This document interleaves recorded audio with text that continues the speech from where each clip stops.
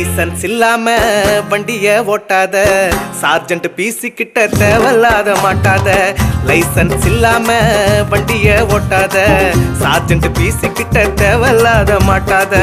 நாங்க 2 பேரும் ஊர்ல இருந்து வந்திருக்கோம், எங்களை கொஞ்சம் கூட கவனிக்கவே மாட்டியா? எதுக்குமா வந்தீங்க?